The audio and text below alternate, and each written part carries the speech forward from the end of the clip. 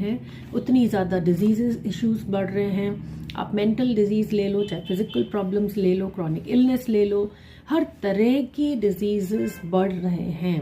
कहीं पे ऐसा नहीं लग रहा कि हमारी कंट्री अगर हेल्दी डाइट को फॉलो कर रही है या जिम ज़्यादा जा रही है, फिजिकली एक्टिव ज़्यादा हो रही है, तो हम हेल्थ काउंट में भी मतलब डिजीज़ को डिक्रीज़ कर पा रहे हैं। ऐसा तो कहीं दिख नहीं रहा डेटा।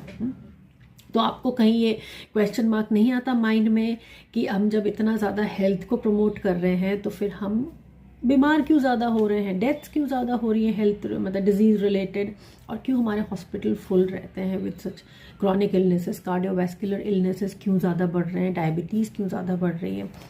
तो इन सब का जो प्रॉब्लम का रीजंस हैं वो मैं आपको लिस्ट बताती हूँ क्या रीज़न है। सबसे पहला रीज़न ये है कि हमें फोकस करना है अपनी मेटाबॉलिक हेल्थ पे। तो हम जब मेटाबॉलिक हेल्थ पे ध्यान नहीं देते हैं, जब अनहेल्दी डाइट की तरफ ध्यान देते हैं या ज़्यादा पसंद कर रहे हैं इसलिए क्रेविंग्स की वजह से खाते हैं, सबसे पहला आपके मेटाबॉलिज्म पे नुकसान पहुंचता है। जहां आपके बॉडी में मेटाबॉलिक हेल्थ बिगड़ी वहीं आप डिजीज़ होने की तरफ बढ़ गए। ठीक है, मेटाबॉलिक हेल्थ बिगड़ती कैसे है, दूसरा पॉइंट मैं आपको बताती हूँ, बहुत इंपॉर्टेंट है। गट जो हमारे सेकंड ब्रेन कहलाता है बॉडी का। ठीक है, आप जो भी खा रहे हो बॉडी में एंटर होगा थ्रू द गट, तो गट रेगुलेट करेगी उस चीज़ को।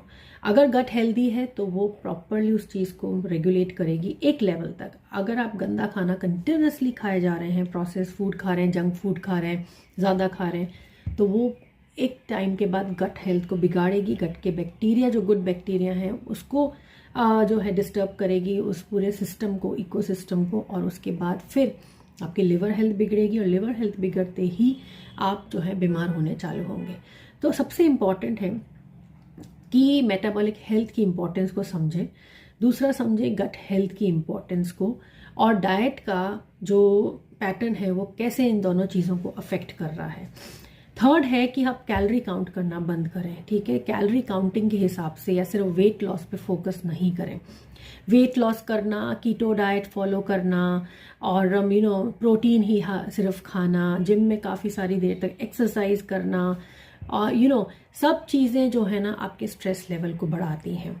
क्योंकि आपको पहला स्ट्रेस ये होता है कि ज़्यादा जिम कर रहे हैं तो आप थक रहे हैं, ओवर एक्सर्ट कर रहे हैं। दूसरा, आप जब हेल्दी डाइट की तरफ जाते हैं तो आपके मन में है कि सिर्फ प्रोटीन खाना है, फैट बिल्कुल कट करना है, कार्ब बिल्कुल कट करना है, तो कई चीज़ें आप कट कर रहे हो अपने डाइट से, और वो चीज़ें जो है ना जो आपको पसंद है वो आप नहीं खा पा रहे हो, इवन हेल्दी हैं तो भी दिमाग में ऐसा है कि वो हेल्दी नहीं है। तो कई चीज़ें हमने खुद से ही बना ली।